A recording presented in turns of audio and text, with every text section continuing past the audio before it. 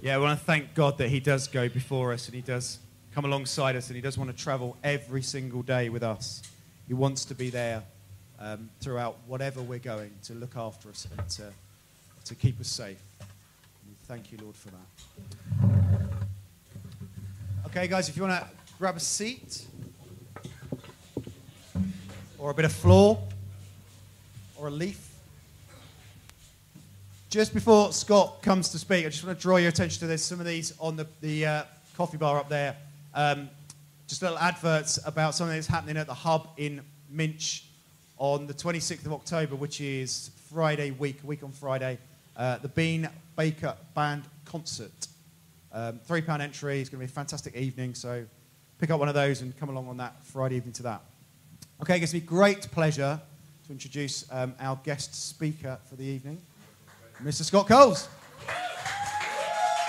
All the way from Australia, yeah. Although not tonight. Hi, for those who don't know me, I'm Scott, and I'm a builder, not a preacher, so we'll see how we go tonight.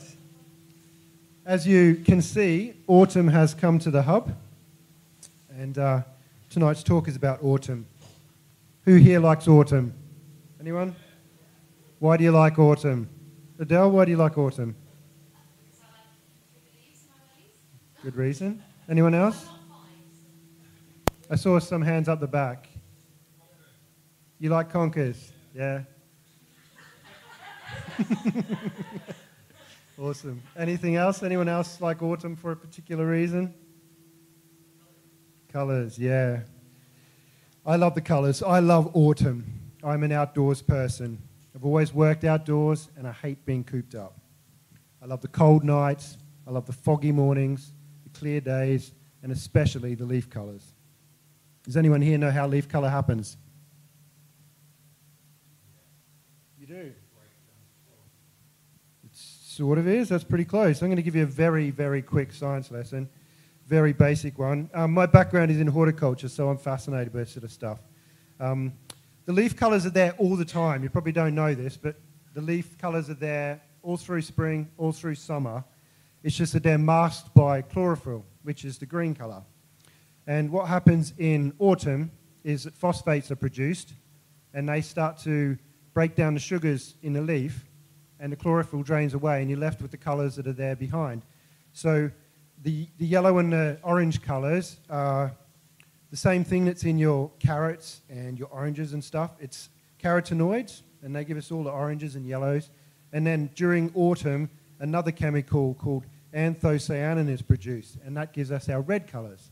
And so the colder the nights and the clearer the days, the more sunshine we have, the more anthocyanin is produced, and that gives us our red colours. Anyway, where I come from in Australia, we don't have an autumn, really. We basically just get an endless summer with a few weeks of coolish weather in the middle of winter. And I know that sounds like paradise after the summer we've just had, but I can assure you it wears pretty thin when you live there. And we miss out on so much that God has for us. He has so many wonderful things to teach us with the seasons and so much beauty. So I like to go out walking in autumn, and I can't help but admire God for the wonderful world that He's created. Watching the seasons gives us an important perspective. You can step back and see the bigger picture rather than being bogged down in details of everyday life. When I'm walking, I often like to think about the Psalms, and often worship songs come to mind. Many are based on the Psalms too. So the Psalm that Odell read earlier, which is Psalm 121, I'm just going to read that because I find it really inspiring. I lift up my eyes to the mountains. Where does my help come from? My help comes from the Lord, the maker of heaven and earth. He will not let your foot slip.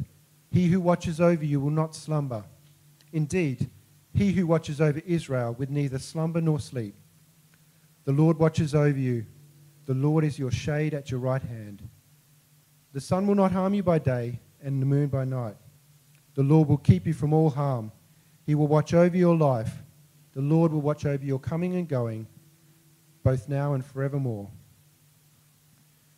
As a Christian, I often reflect on my walk with God when it's autumn. In this modern age, with the global food chains, we have lost a lot of the significance of the seasons. But in the past, autumn was all about the harvest. It was a season of hard work, and in a time when the efforts of the previous 3 seasons were rewarded and celebrated. I lived in Canada for a year, in a little town called Hansport in Nova Scotia. And I got to experience a very harsh winter whilst I was there. It got down to minus 27, which isn't very harsh for Canada, but compared to here, it's pretty harsh. And I'd come from the tropics directly into Nova Scotia. And in the tropics, food is available all the time. You know, plants are producing fruit all year round. And then I went to Nova Scotia, and everyone was busy preparing for the winter. And it was quite a shock for me. And kind of gave me a bit of insight into a more traditional approach to the seasons. I know things have changed a little bit now. Instead of gathering the harvest and preparing for winter, for survival, we put winter tyres on our cars and we pack a winter survival kit in the boot. And we insulate our pipes and check our boiler, put the storm shutters on, make sure our snowboard is waxed and sharpened. That's very important for me. But in the past, winter was much harder. It was cold and damp. Food was in short supply. Days were short. Nights were long. No lights, no TV. It was about surviving. This was when the next autumn's harvest was planned. The correct time to sow had to be judged and could mean the difference between harvest failure or success. Many people had to live with their animals to keep the animals and themselves from freezing. Now, I don't know if anyone here has been into a barn full of animals, but it doesn't smell too great. Could you imagine sleeping above them all winter? Winter was also a time to slow down, reflect on the past year, and to celebrate with family and friends and enjoy the coziness of the season. I especially love Christmas time, and I know a few of you, especially Odell, she's a bit of a Christmas nut, really love Christmas and gathering around friends and family, just around an open fire, and there's the coziness of winter. And then comes spring. The crops were sown, the animals were born and nurtured. It was a time of new life and celebrating getting through the winter. Many of our Easter traditions are about celebrating this new life. I love spring, beautiful blossoms, the fresh smells in the air, the baby lambs in the fields, and the trees bursting into leaf. And then comes summer. It's a time of abundance, but also a time of hard work, a time for keeping crops and animals healthy. Summers were a time for building and maintaining buildings, gathering firewood, picking and preserving fruits and other foods for the winter ahead. Also, the long days and the abundance of summer were celebrated with many festivals and gatherings, as they still are. Sounds like a lot of work, doesn't it? Sounds a bit different to how we spend summer now. And then the cycle brings us back to autumn. So the 3 seasons of work have resulted in the harvest, and it is gathered and stored for winter and then celebrated. The Christian walk goes through a series of seasons as well. It's hard work, and a lot of preparation is required to thrive during the hard times, like our grandparents and great-grandparents did to prepare for the winter. But we need to stop and celebrate all the wonderful things God is doing in our lives, and just celebrate life as well. As the days shorten and life starts to move at a different pace, autumn becomes one of those times to stop. Stop from the busyness of life and celebrate the blessings God has given us. Get out and admire the beauty of God's creation in the colours of the trees. And most of all, use this time to reflect on your walk with Jesus. My encouragement to you is to get out and enjoy the trees.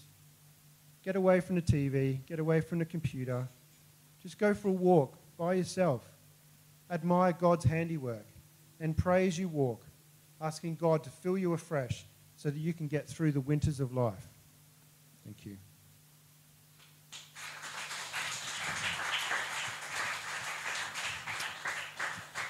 Great stuff. Thank you, Scott. Jesus wasn't a preacher either, Scott. He was a carpenter, so there's nothing wrong with working with your hands, mate. Fantastic stuff. Okay, I'm going to ask the band to come back up again. Or maybe not. Maybe you can sit back. No.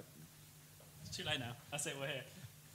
We're going to have a bit more worship, and then we're going to have a time of reflection in a little while. Just want you to, while we're worshiping, just think about the stuff that Scott's been chatting about. Think about the fact that as we go through different seasons of life, God's with us through all of that. And at this time of year, it's a really great time to be reflecting on what God's done in your life, or what you'd like God to do as you move out of this season into the next one. So let's stand together again, and let's continue to